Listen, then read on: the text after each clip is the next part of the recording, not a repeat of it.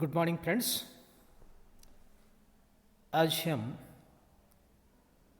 MSc semester third में micro electronics में attenuation इन rectangular waveguide discuss करेंगे। हम पिछले टर्न्स पे हमने किया था कि तीन तरह के अटेन्यूएशन होते हैं। उसमें जो तीसरा तरह का अटेन्यूएशन है that is the conductor attenuation and that is due to the that is not perfect conduction properties of the materials made by the rectangular waveguides. So today we will be discuss this conductor attenuation in the particular case of the rectangular waveguides, and that is we start from the TMMN mode. TM means transverse magnetic field. For this we know very well that Hz is 0, that is the component of the magnetic field along the z-axis is 0. The electric field is non-zero for this one, and in this case the power loss per unit length in the lower and upper walls of the waveguide is given like this one. Lower wall means PL1, 2 into the RS divided by 2 integration for the S, closed integration for this one, the HT square ds1. ds1 is the area of this one. So RS, that is integration from 0 to a hx0 square, and for the ds we can write integration of the dx dy. So for this one dy we can write y equal to 0 to y equal to b. So for this one we can write the integration of 0 to a hx0 square magnitude of this one, y equal to 0 and y equal to b, and dx.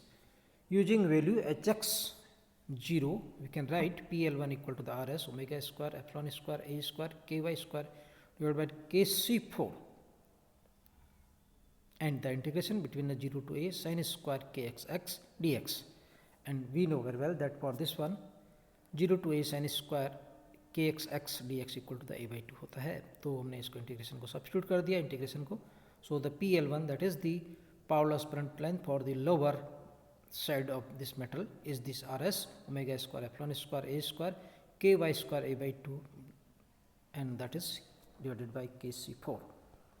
Similarly, the power loss per unit length for the upper side, that is this side walls in this one, PL2, it is 2 into the RS by the 2 0 to b hy square x equal to 0 to x equal to b, and the dy, and the similarly for the y के लिए भी हम integrate कर देंगे 0 to b के बीच में, and this will give the value b by 2. So the PL2 is given by this one, the RS omega square epsilon square a square kx square b by 2 and divided by kc4.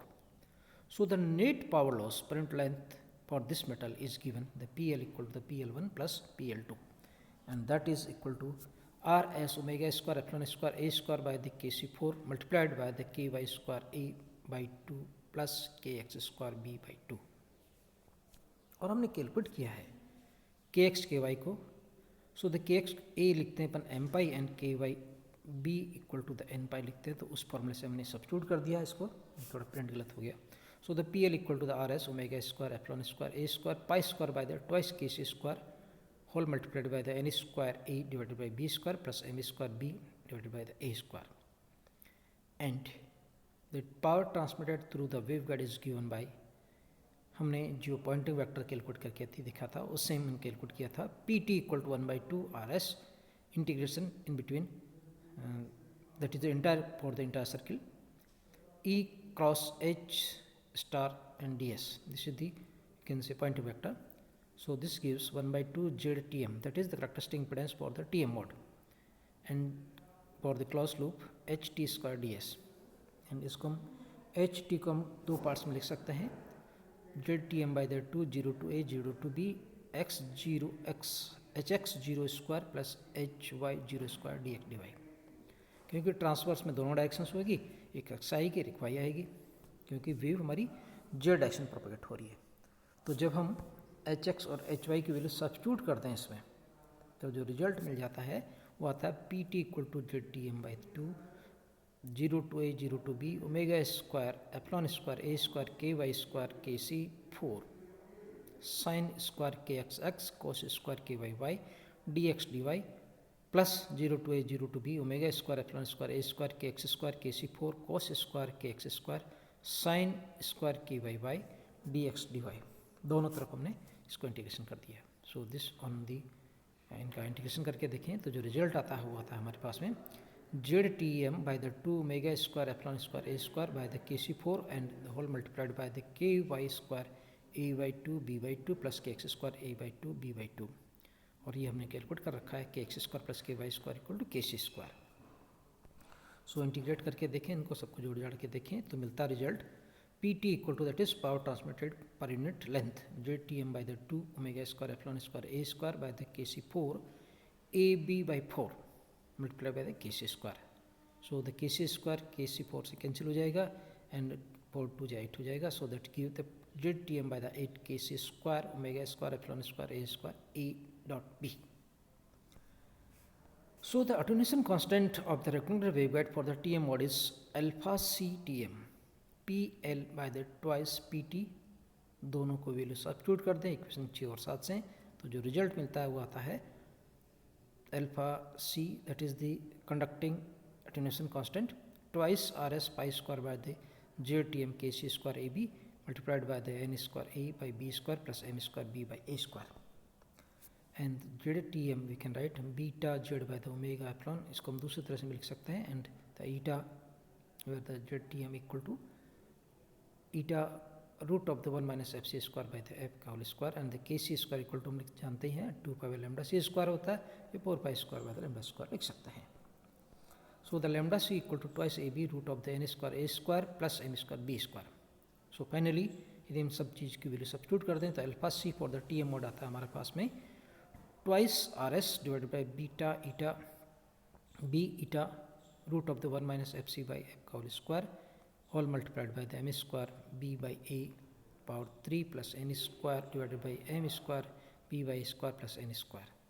And similarly for the TE mode यदि हम calculate करते हैं तो वो भी एक numerical value है alpha c for the TE mode twice rs divided by the b into the eta root of the 1 minus fc by f square and this is whole multiplied by the b by a plus 1 fc by f का whole square plus 1 minus fc by f का whole square and multiplied by the b by a m square n square divided by the b square m square a square plus n square.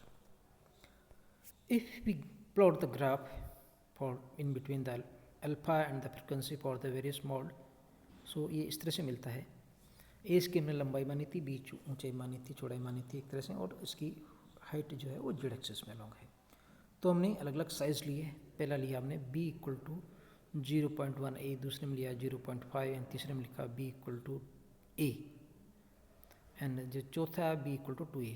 ये गलत, तीसरा जो गलत है इसको b equal to a कर लीजिए. नीचे हमने डिफरेंट मॉड्स लिख दी फ्रिक्वेंसीज के हिसाब से TE10 mod, TE20, TE30, TE40, TE50.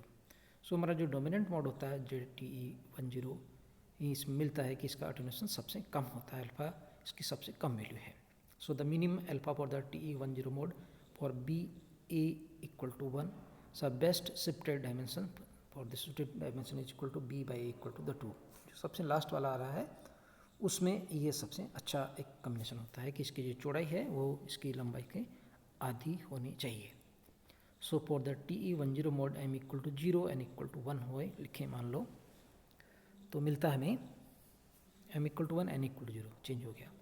Alpha c TE10 mode rs multiplied by the 1 plus twice b by a fc by f का whole square divide by the eta b root of the 1 minus fc by the f का square. And this is all about the attenuation coefficient of the conductor for the waveguide, rectangular waveguides. Next turn पे हम discuss करेंगे circular waveguide या this is the coaxial waveguides के बारे में. आज इतना ही काफ़ी. Thank you.